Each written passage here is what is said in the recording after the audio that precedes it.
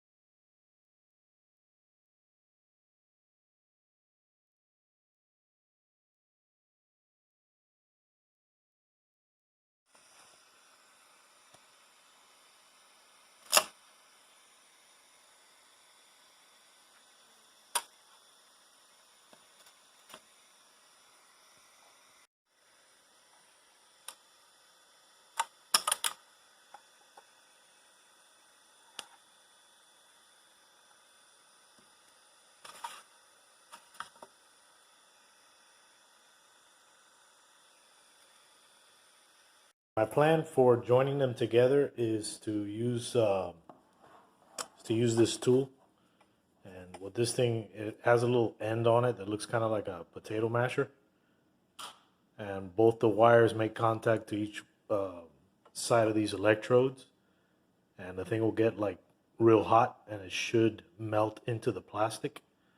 And then you just release the trigger, give it a couple of seconds to cool, and then you can pull the tool off of the little piece of wire. And then just nip off the ends of the wire, and the wire stays embedded in the plastic. Anyway, this is the plan. We'll see if it works. To hold it steady so that I can work on it, I pre-drilled some holes here on this scrap piece of melamine. And you want to try to do this on something that's flat. This table I know has kind of like a wave in it, so I'm not going to work directly on the table. I'm going to work on this piece of wood, and it will also hold it together. Another option would be, I guess, epoxy. Might be able to epoxy this together. This for me is new. I never really had a need to join PETG together, so this is my first attempt, so we'll see how it turns out, and hopefully we can make it work and broaden the things that we can build with the 3D printer. All right, so let's jump into it here.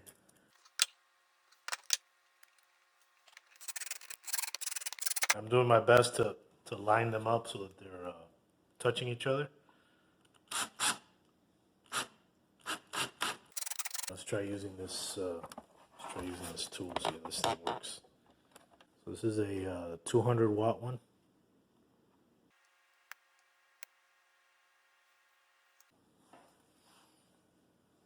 All right, that seemed to work pretty good.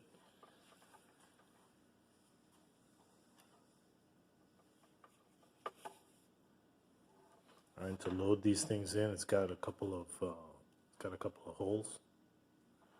And I don't know if this thing is hot. It might be. No, it's not. Okay. And just push it in until it bottoms out. And I'm gonna turn this over and do the other side.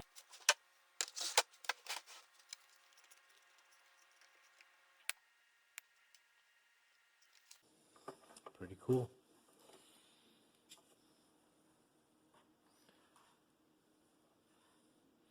All right, now I'm just gonna work my way up the sides.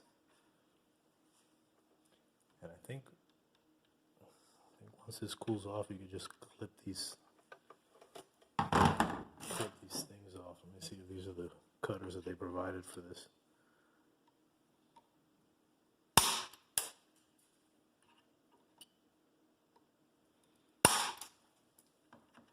I'll link the tool in the video description. That way, if you guys want to pick up the same one, you know where to get it.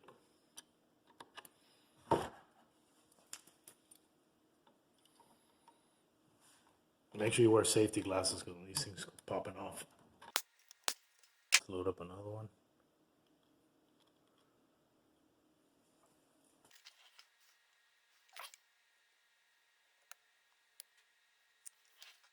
And these are 0.8 millimeter thickness wire. Let's see if I can show you. This thing will focus. And I'll make this STL file available in the video description if you guys have a table saw and you're trying to get some dust management in place. Maybe this might help you.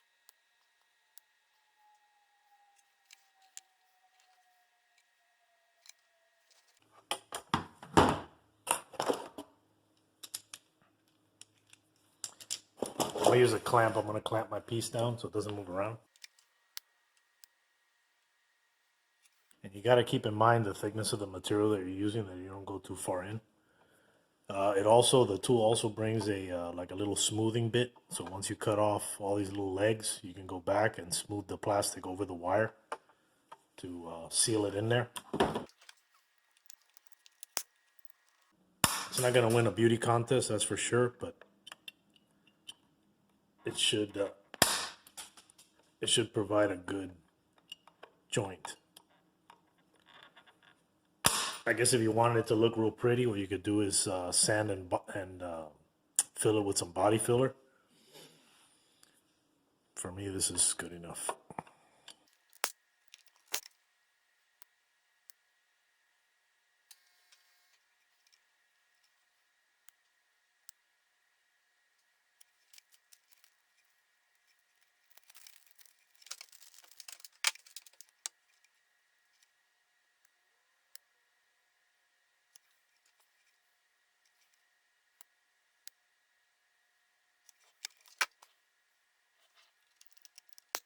Yeah, make sure you have safety glasses on when you're cutting these little things so they go flying all over the place.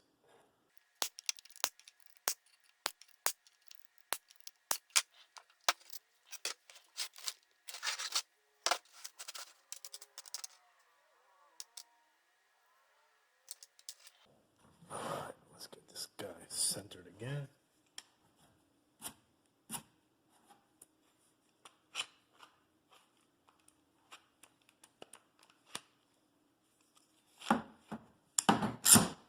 Yeah, the clamp really helps keep this thing from moving.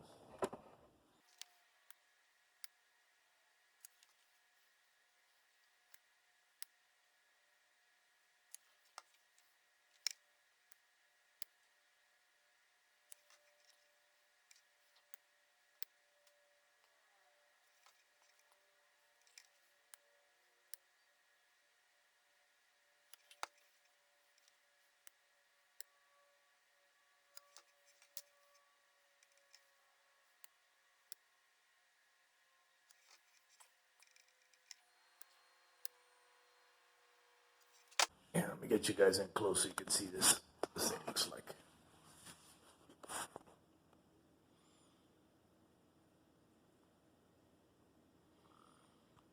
Super cool. The cutters leave a lot to be desired because really you need something with a longer handle to cut this out. I'm gonna actually switch.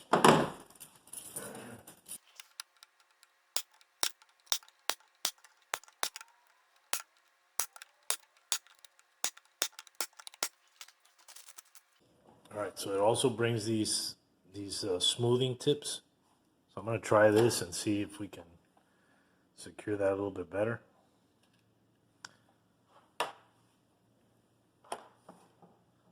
To put the smoothing tip on, all you're doing is slipping it over these electrodes here.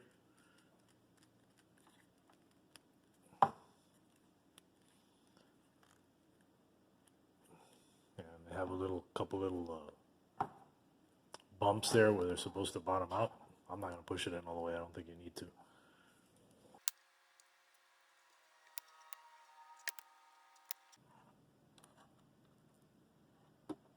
Yeah, like locks them in there. And it looks like the tip hangs onto some heat. So after you let go of the trigger, it will it's still pretty hot. So you can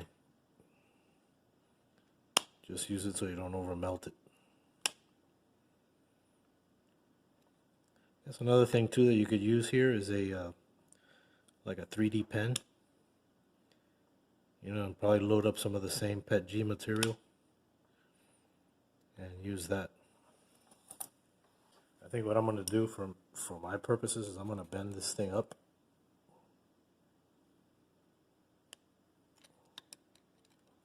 That way I can get at it and smooth it a little bit easier.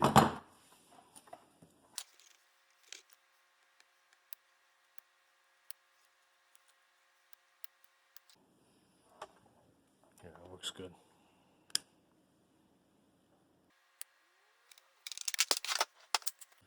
Let's flip it over and do the other side. Give this thing another little adjustment here.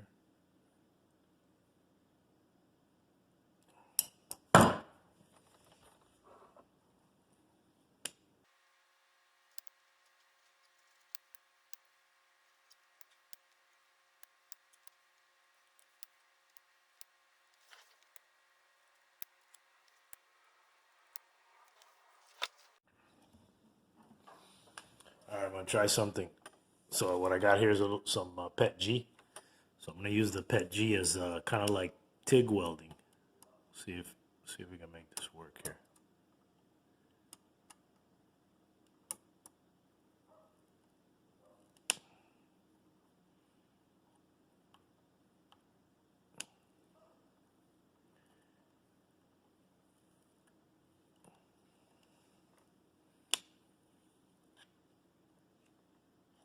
Yeah, works. Cool. So you can use it to fill in little gaps. So if you have little gaps, you can get the PETG like molten using the end of this smoother tool and push it into any little gaps that you have. That's pretty cool.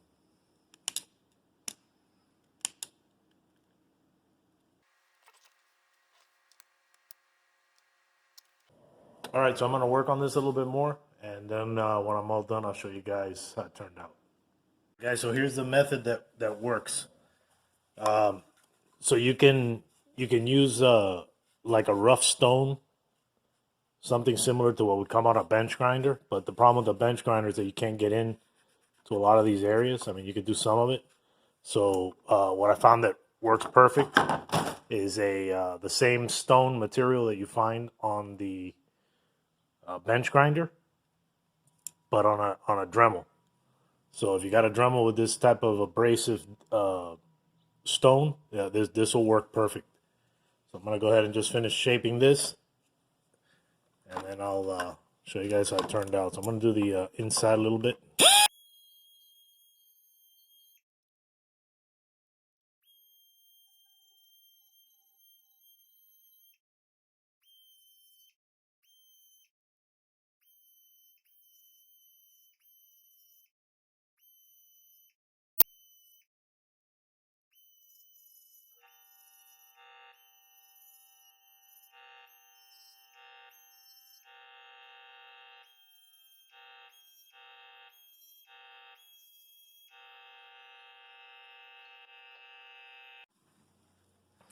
All right, guys. So there it is, all done.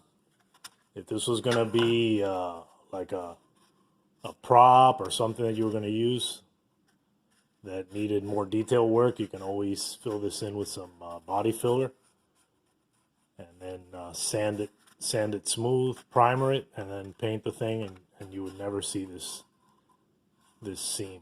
For my purposes, I'm just going to use it as a duct for my table saw, just to attach the hose to, and that's it. I just wanted it to be strong. So yeah, this thing is solid, man. All right, guys, let's install it on the table saw, and then we'll test it out.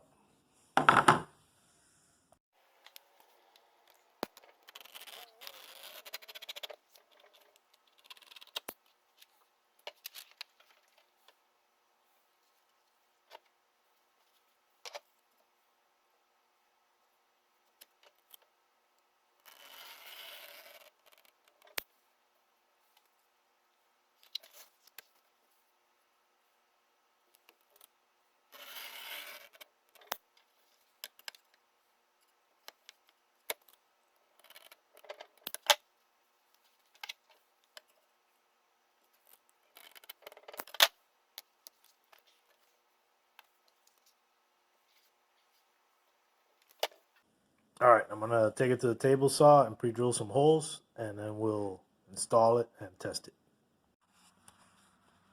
All right, guys, so the port is done. So anyway, it's gonna fit like this. So I'm gonna mark up the table saw, and then use a center punch to. I guess that's better. There it is. There's in focus. And then use a center punch to mark the holes. I'll pre-drill it, and then we'll install it. All right, we got our holes drilled. Now we just need to install the thing. And what I'm gonna do is I'm gonna stick the screws through and use the screws to hold the gasket in place. And then try to line it all up and screw it down. Hopefully you guys can see that.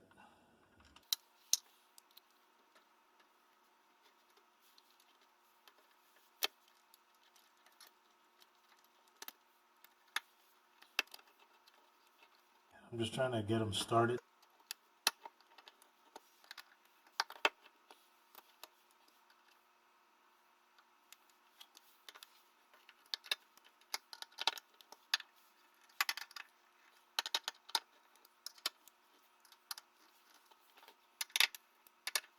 and I'm trying to tighten them evenly so I don't stress it all in one spot.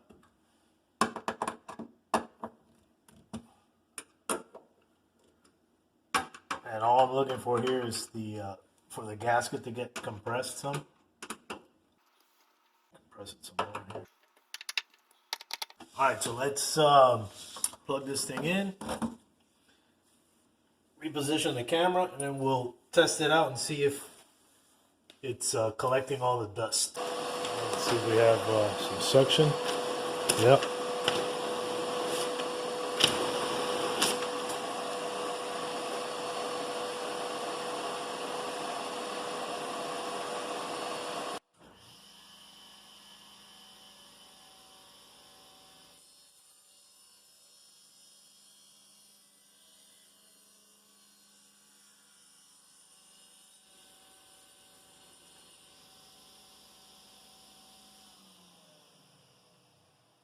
All right, excellent. Excellent. All right, guys, if you're new to the channel, consider subscribing, turn on your notification bell, and leave some comments. I love reading the comments and do my best to get back to you guys as soon as I see them. I'm going to go ahead and leave the link to the STL file in the video description. If you guys have a table saw and have a need for a duct, this is one that you guys can try out. All right, guys, this video's a wrap. I'll catch you in the next one. Take care.